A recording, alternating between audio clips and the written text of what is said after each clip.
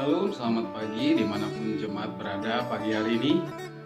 Saya mengangkat satu tema bagaimana sikap kita sebagai anak Tuhan, sebagai hamba Tuhan menyikapi hal-hal yang terjadi pada hari ini. Mari kita belajar dari Rasul Paulus. Kita baca 2 Korintus pasal 7 ayat 10, demikian firman Tuhan. Dan supaya aku jangan meninggikan diri karena pernyataan-pernyataan yang luar biasa itu, maka aku diberi suatu duri dalam dagingku, yaitu seorang utusan iblis untuk mengecoh aku, supaya aku jangan meninggikan diri. Tentang hal itu aku sudah 3 kali berseru kepada Tuhan, supaya utusan iblis itu mundur daripadaku. Tetapi jawab Tuhan kepadaku, cukuplah kasih karuniaku bagimu, sebab justru dalam kelemahanku kuasaku menjadi sempurna. Sebab itu lebih suka aku bermegah atas kelemahanku, supaya kuasa Kristus turun menaungi aku. Karena itu aku senang dan rela di dalam kelemahan, di dalam siksaan, di dalam kesukaran, di dalam penganiayaan dan kesesakan oleh karena Kristus. Sebab jika aku lemah, maka aku kuat. Bapak Ibu saudara sekalian, dari bacaan yang kita baca pagi ini, apa yang Tuhan mau dari kita sebagai orang percaya menyikapi situasi yang terjadi? Ada 3 hal yang sampaikan pagi ini. Yang pertama, harus ada kerendahan hati. Di ayat 7 jelas, sebenarnya banyak alasan untuk Paulus bisa bermegah. Kalau kita membaca dari kitab Filipi pasal 3, sebagaimana Paulus bisa bermegah dalam Kristus dikatakan. Kalau kita membaca selanjutnya, dia murid guru besar Gamaliel. Dia suku Benyamin, suku yang terkenal, suku yang diberkati oleh Tuhan. Dalam menjalankan hukum Taurat, Alkitab katakan dia tidak cacat. Nah, jadi sebenarnya banyak alasan untuk Paulus bermegah, tapi dia tidak mau. Itulah kerendahan hati. Kerendahan hati tidak mampu berbuat apapun tanpa Tuhan.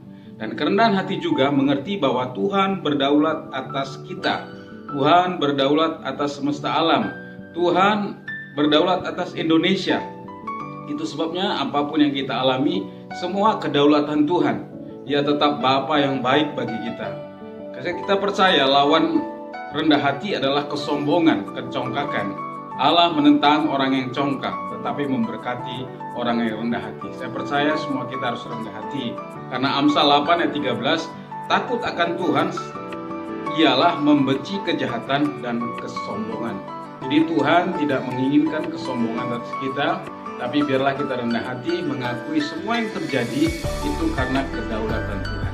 Yang kedua, berseru senantiasa. Di ayat 8, Paulus memang berkata, tentang hal itu aku sudah 3 kali berseru kepada Tuhan. Mari kita tidak jemu-jemu berseru kepada Tuhan. Desak Tuhan terus sampai sesuatu terjadi. Doa terus sampai virus ini tersingkir dari Indonesia. Ini memerlukan ketekunan.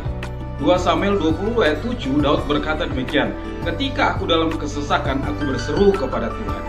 Bahkan 2 Raja-Raja pasal 4 ayat 1, kita lihat bagaimana janda yang ditinggalkan hamba Tuhan, ia mengadukan persoalannya dan berseru kepada Tuhan. 1 Kewarib pasal 4 ayat 10, kita sudah mengerti bagaimana doa Yabes berseru kepada Allah Israel. Apa dikatakan, kiranya engkau memberkati aku, memperluas daerahku, memberi keamanan. Bahkan Mazmur 34 ayat 7, Daud juga berkata, orang yang tertindas itu berseru dan Tuhan mendengar. Mari kita berseru terus supaya bangsa ini boleh pulih. Yang setuju katakan amin. Yang ketiga, minta kasih karunia Tuhan. Nah, di ayat yang ke-9 Paulus berkata, dia meminta kepada Tuhan supaya duri dalam daging ini disingkirkan dari hidupnya. Tapi Tuhan katakan, cukuplah kasih karuniaku. Nah, mari kita minta kasih karunia Tuhan. Apa itu kasih karunia? Kasih karunia ialah wujud kebaikan Tuhan kepada kita tanpa kita berbuat banyak. Tetapi itu pemberian Tuhan atas kita saat kita meminta kepadanya. Nah, dalam ketidakberdayaan kita, dalam kelemahan kita berseru kepada Tuhan, maka ada kekuatan yang Tuhan berikan. Sebabnya Paulus berkata, justru dalam kelemahanlah kuasa Allah sempurna di dalam diriku.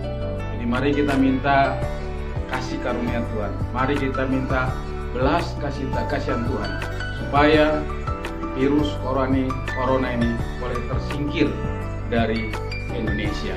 Jadi kesimpulannya, sikap kita menghadapi situasi saat ini, yang pertama rendah hati karena semua kedaulatan Tuhan. Yang kedua, terus berseru kepada Tuhan sampai pemulihan terjadi. Yang ketiga, minta belas kasihan Tuhan. Kasih karunia Tuhan cukup bagi kita. Tuhan Yesus memberkati. Shalom.